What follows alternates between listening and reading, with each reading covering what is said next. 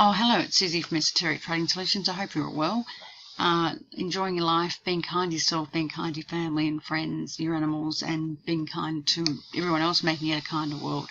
I just thought I'd do a quick update on Ripple, and I started doing this, and basically I only got to do from the 12th of April to the 2nd of May because just so much has happened with Ripple since that time. Ripple's added on 5 more firms to adopt Ripple's XVIA API solution, and basically that's FairFX UK, Rational FX UK, Exchange for Free UK, UniPay Georgia, and Money Match Malaysia. These 5 countries are going to be using Ripple's technology as well as Ripple currency. If they do that, these businesses save up to 60% on their bottom line. So if they do use the technology of Ripple, which is instant settlement, they save 30%. And if they use Ripple's cryptocurrency, they save another 30% because Ripple cryptocurrency only has a bid offer spread of less than 0.0004, not even a basis point. As you know, with foreign currency, the bid offer spread, depending on the currency pair, can be anything from 3 basis points way out to 350 basis points. So you do get quite a bit of margin added on from the banks, and also settlement is not absolutely instant.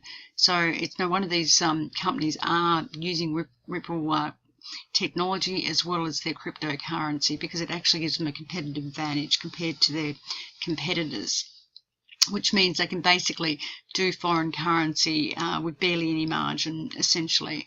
If we look at, just going forward, if we look at XVIA, what is XVIA? It's basically, as I said before, they use the technology of Ripple, and they also use the cryptocurrency of Ripple, where it enables them to settle instantly using Ripple as the medium in between. And essentially, they can do that for hardly any costs at all, and it's instant settlement. The problem with foreign currency these days, as you know, it's done through SWIFT, which is a very old system from 1973.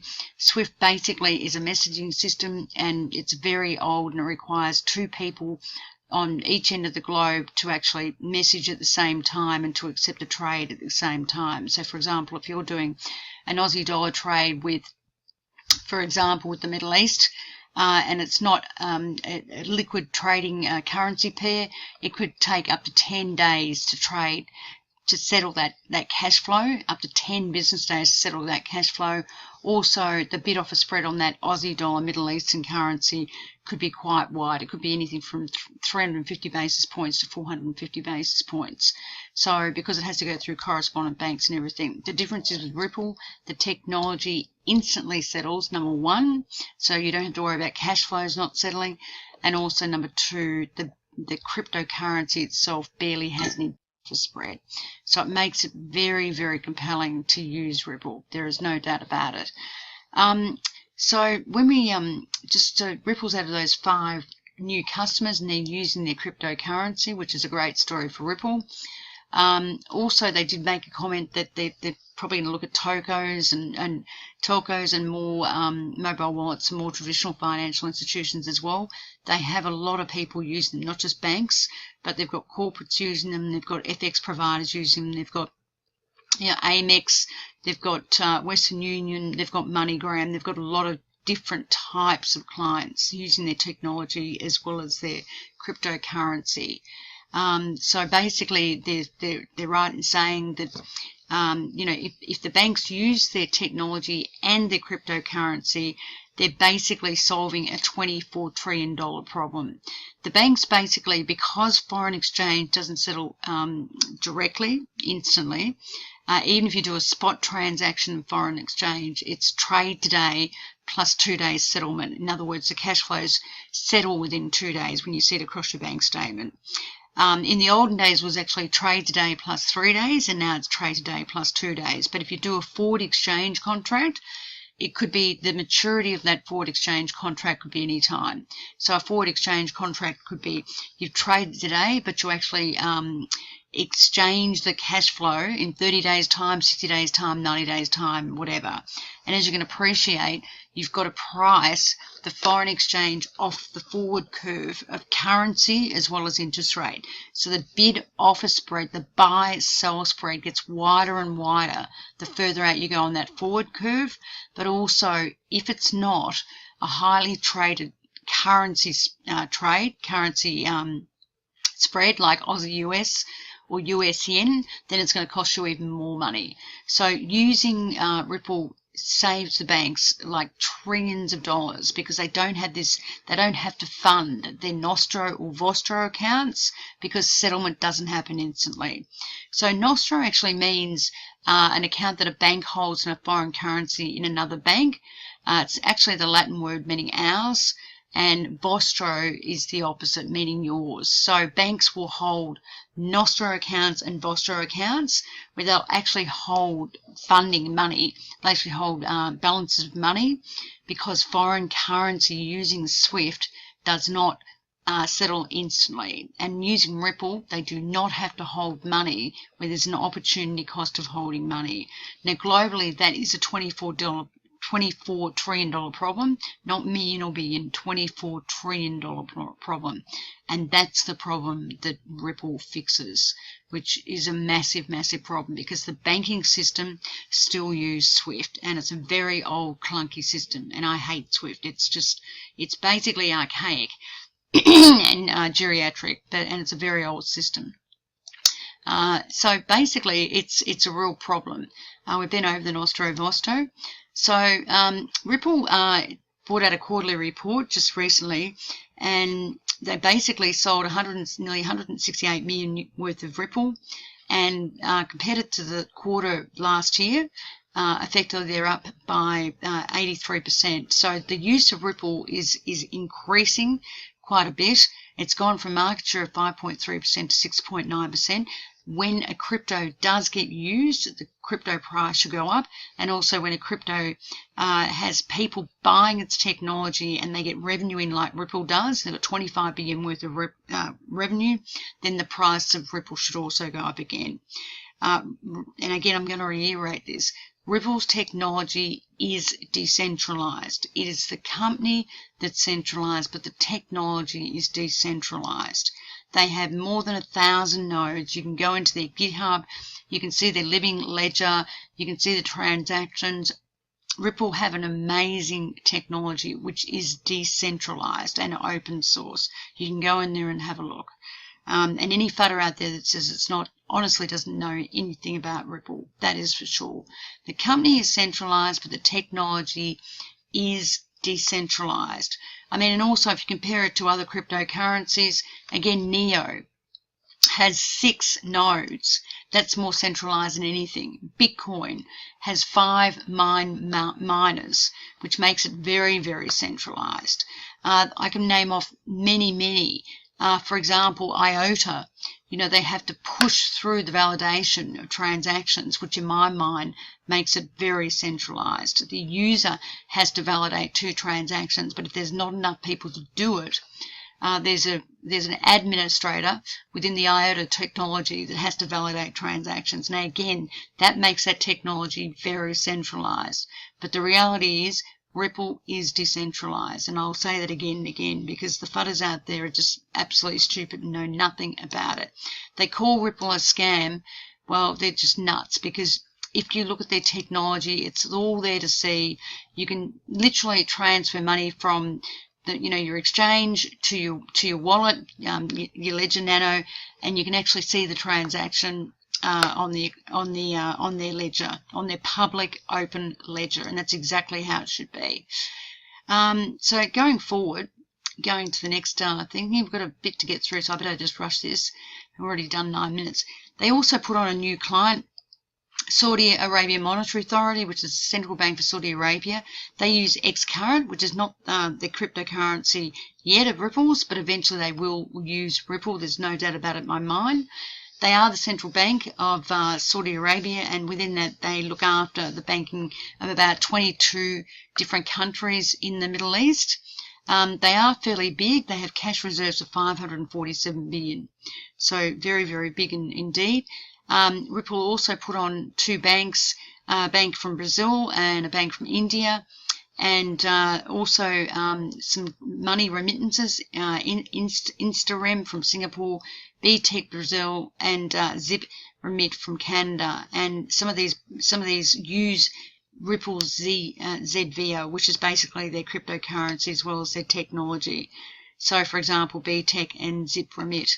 And just to give you an idea, the remittance market to India is huge. It's one of the largest remittance markets in the world. And it runs at probably something like about $12 trillion, where Indian workers work all over the world and they remit money home to their family. So wherever they are in the world, whether it be Australia, whether it be the US, whether it be Canada, they sell the US dollars, the Canadian dollars, or the Australian. They buy, repair, and remit back to India. And so it's a very large remittance market. And Ripple actually has an office in Mumbai because they see India as being a huge market, which it is, and an enormous amount of opportunity.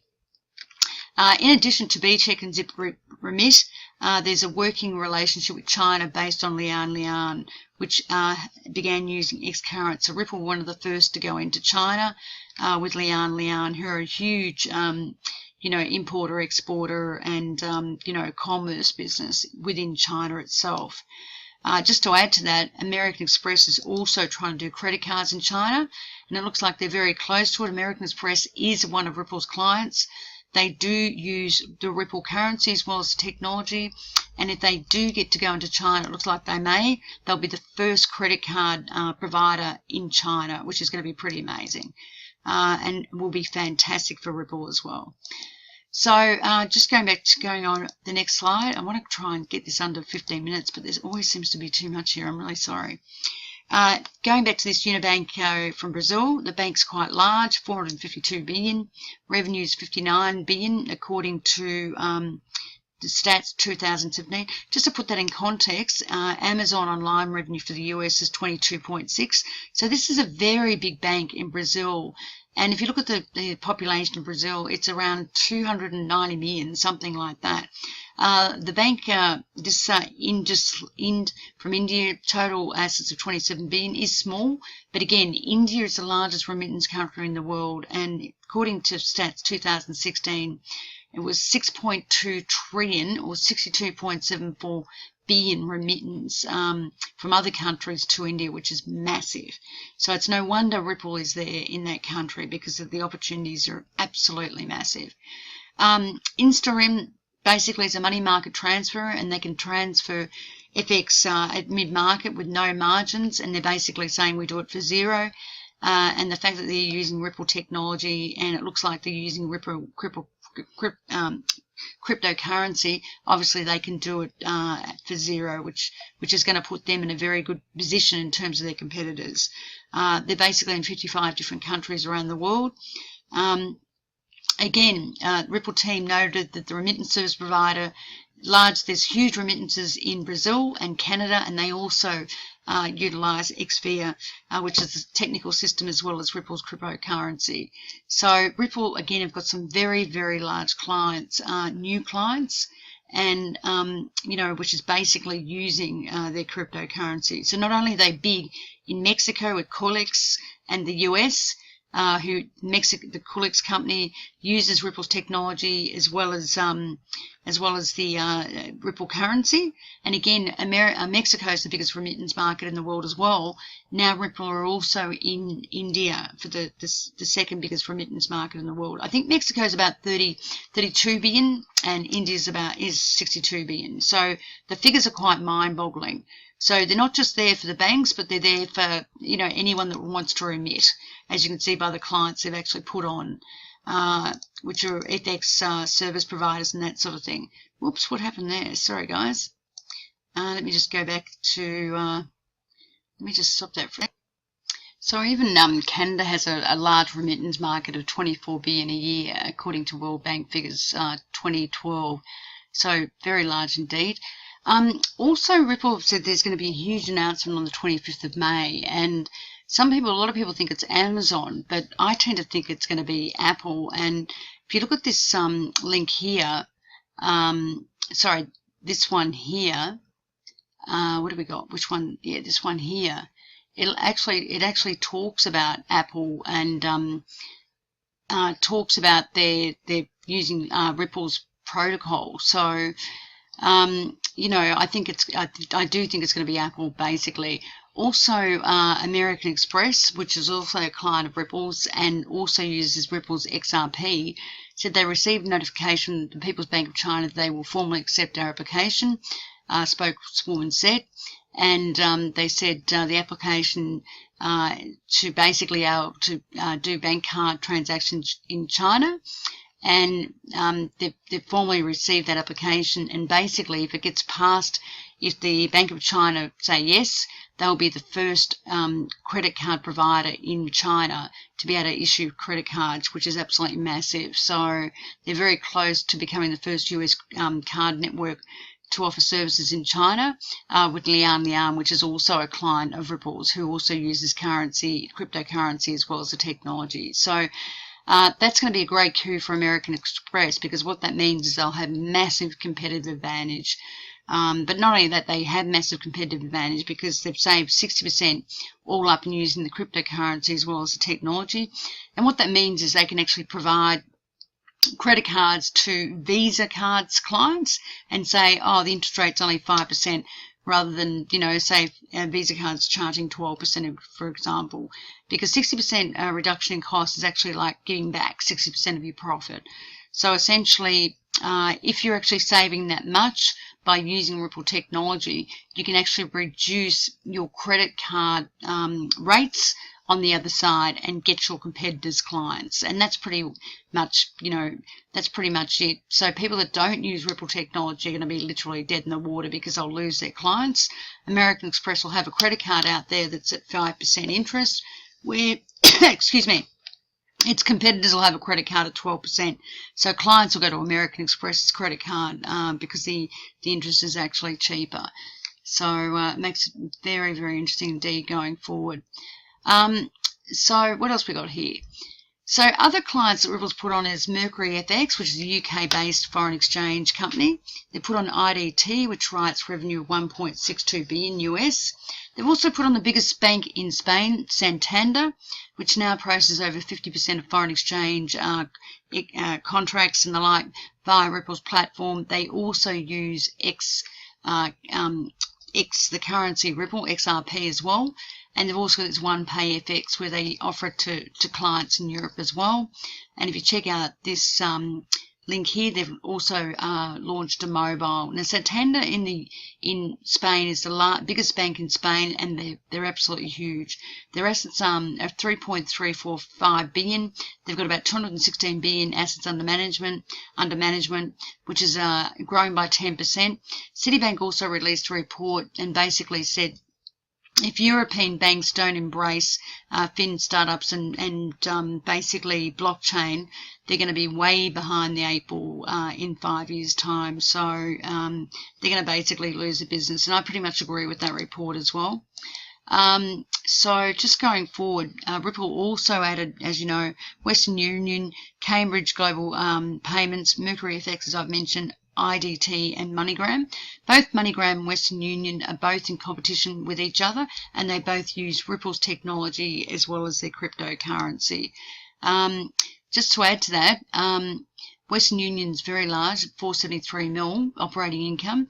Cambridge Global Payments have about 13,000 clients, but they've been taken over by FleetCor Technology, who's a bigger company in itself, and basically has now teamed up with Ripple to start using Ripple's blockchain and to use its foreign currency, to use its cryptocurrency Ripple. So basically, FleetCor are in 53 countries in the world. They do 2.2 billion transactions and 1.8 billion worth of revenue. MoneyGram itself, as you know, 350,000 agents, 200 countries, huge client. Western Union, huge, again, is one of the world's largest providers of money transfer services in the world. And again, they've got, you know, Currency Fair, TravelX, River Money Transfer, and TransferMate as clients that use X currency as well as XRP as well as the technology as well. So just quickly going through, I really wanted to keep this under 20 minutes, but it doesn't look like it's happening that way. The next slide, what else we got here? Okay, the next one here. Ripple also were talking to a consortium of Japanese banks to use their technology, X current, which is not the Ripple currency itself, but just the technology. But it is a process. Ripple will go in and say, look, use the technology first, then use the cryptocurrency. So this consortium is made up of 61 banks in Japan, about 80% of the banking system within Japan, which is huge. Japanese banks can only make payments between 8:30 and 3:30 any day, and so any risk creates more and more delays, like what I was talking about, which means they have to have money sitting in Nostro and Vostro accounts. Japan is the second largest financial market in the world in terms of equities and foreign exchange, so it is huge for Ripple, and eventually the Japanese markets, like other banks, will use Ripple's cryptocurrency. I do not have a doubt in my mind about that. Japanese population is 128 million, so it is very, very big deal for Ripple, and they are literally talking to 61 banks in Japan and parts of Asia, but it's 80% of all the banking assets in Japan, which is pretty much huge. Just want to go to other things now. So pretty much there's, if you go to Ripple, if you go to this bit info comparisons, you can see that Ripple do more transactions than any other blockchain, and go to that link there. If you go to this one here, Ripple's got another partnership, which is a financial messaging service partnership. Again, there was some news about a billionaire, Matthew Mellon. There was a rumor that he held a billion Ripple, and apparently the private key to those billion Ripple actually went with him when he died, so no one's got that private key, which means that a billion Ripple will never see the light of day. Ripple has so much money, they basically have 25 billion sitting in their account, that they're now investing in blockchain capital ventures and startup companies that will basically use their technology as well as their own currency, because that's how wealthy they are. So essentially that's what they're going to do, and that's what they're doing if you look at that link there. And this is all this information is just from the 12th of April to now, the 2nd of May. So there's a lot of information, and honestly I just can't go through it all because Ripple come out with so much stuff. Again, if you look at the Global Coin Report, if you look at this Apple, and it talks about integrating Ripple's into Ledger technology. Again, Apple's recent update to the Apple Pay system introduced the payment request API and, more noteworthy, Ripple's Interledger protocol. Now, as you know, there is a rumor Ripple's going to be coming out, and that's not a rumor, that they will be making an announcement on May the 25th about some huge partnership, and my bet it's going to be Apple, because if you look at that, they're actually already using their payment. Oh God, I've done it again. If you already look at it, they're using their payment protocol. So, gosh, I'm sorry about this. I keep touching things and then I go into something else. So check out that, because that is a very telling, and I think it will be Apple. That's my bet. Also, Ripple hired former director of Swift, a lady called Marjan Dalatine, who knows heaps about Swift and everything else, and obviously knows all the clients. Swift have 12,000 banks, so she would certainly have an entree to all those connections, which Ripple would just be knocking down the doors of all those banks and finance institutions. Plus, they hired Morgan Stanley's Zoe Cruz, who's very well known in financial markets, has been around for a long time, knows everything about bonds, fixed interest bonds, global bonds, foreign currency and the like. And they also hired a guy from Facebook, which I can't remember his name, but he was very senior as well. So in my mind, Ripple are doing all the right things. They really know their stuff, and pretty much quite amazing stuff. So what else have I got there? Just one more thing. Again, if you look at Ripple Live, they've got a live blockchain. You can look at their live blockchain. Just call up Ripple Live, and it'll just show you exactly how it all works. Maybe I've got it here somewhere. But anyway, look, you can just call up, their live stuff, and it'll actually show you. Where is it here? I haven't got it here, have I? I thought I put it on something. No, sorry guys. I'm always losing stuff. It's annoying. If you look at, you can actually pull up Ripple's live transactions and can literally see everything, which is pretty amazing. And it just shows you literally everything. And there's people out there that think Ripple's a FUD. They've got to be kidding me. It shows you all, here we go, Ripple Living Ledger. Basically, if you pull up this, you can literally see the transactions being done. And if you look up here, you can see the validators being done and the metrics. Ripple also talking to the Bank of England. They're currently testing X-Current, and they've been doing that since last year, and they're very, very positive. Royal Bank of Scotland is in progress.